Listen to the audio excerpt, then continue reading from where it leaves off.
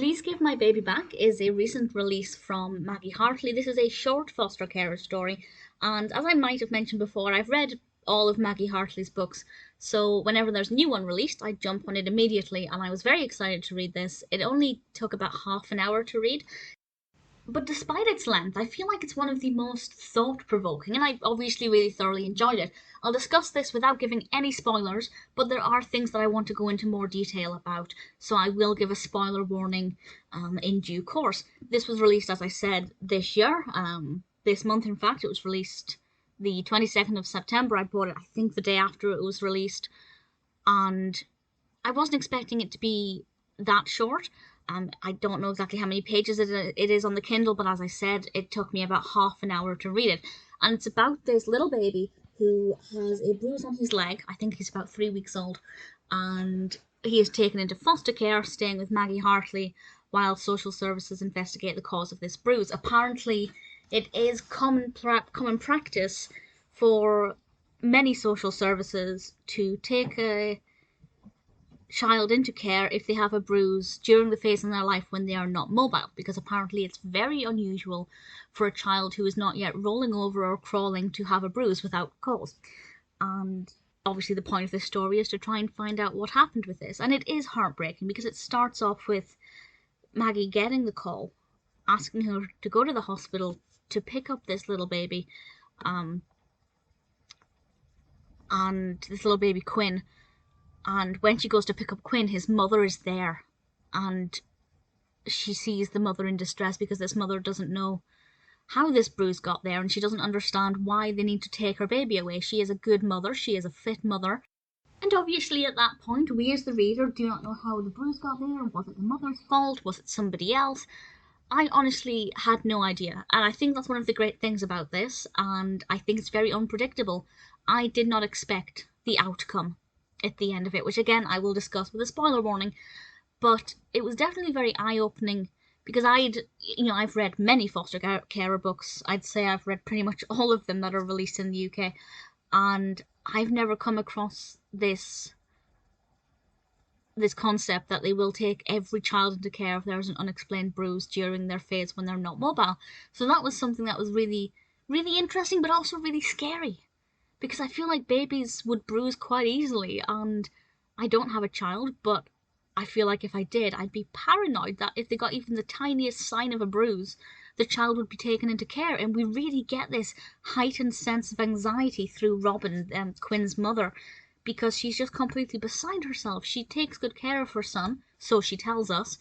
How could he possibly have this bruise? And genuinely, as a reader, I was really upset for Robin, because I didn't know whether or not to trust her, but I certainly got the sense that she loved her son and couldn't understand why he was taken away. Of course, she understood to a degree that, social services have a duty of care, but at the same time, it was pretty distressing. So it's very well written in that regard. I will say, though, like many foster carer books, there are quite a few typing errors, mostly punctuation missing. I feel like publishers don't spend as much time or money on editors when it comes to the foster carer memoirs as they do to, shall we say, what is considered more highbrow literature, which is a shame, because they're brilliantly addictive and I absolutely love them, and in this day and age it's not hard to get proofreading right. But never mind. That aside, it wasn't completely overburdened, but there were about 4 or 5 things that I spotted in that half an hour. But it didn't dampen my enjoyment of the actual story. I was very curious to find out what was happening. I didn't think it was predictable, and I thought it was pretty powerful and very important, both in terms of providing this message about young babies being taken into care if there's an unexplained bruise, and also the outcome. And I will discuss that now. So I guess spoiler from now, I'm going to discuss what actually happened and what caused this bruise. We find out that this bruise was caused by Ehlers-Danlos syndrome. Now, I had actually heard of Ehlers-Danlos syndrome. I'm an editor for a healthcare company, so I do hear a lot about these rare conditions, but I'd never read about it in the context of a newborn or relatively newborn baby.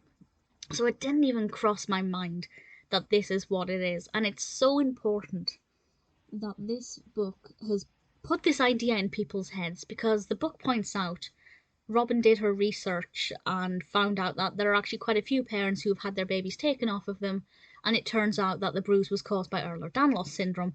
If you haven't heard of it, among other symptoms, it's a condition that can cause very fragile skin, very delicate, and it can cause a baby to bruise easily. So even just the tiniest bit of pressure, which wouldn't affect a baby otherwise, could cause them to bruise. And apparently there are parents who have had their children taken into care because of this, and they've been under suspicion and scrutiny, and there's not enough awareness about this condition.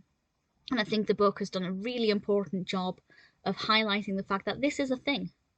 And even if one social worker reads this book, I don't know if social workers would read this, a bit of a busman's holiday, I guess, but if one social worker reads this book and is dealing with a similar case, and it puts the idea in their mind that it could be medical, and it might not be abuse, or mishandling, or just neglect, I think that's really significant. There will, of course, be parents who don't look after their children properly and who have caused the bruises, but I think it's really important to actually consider all of the options, and I think the book's done a fantastic thing to make people more aware of this.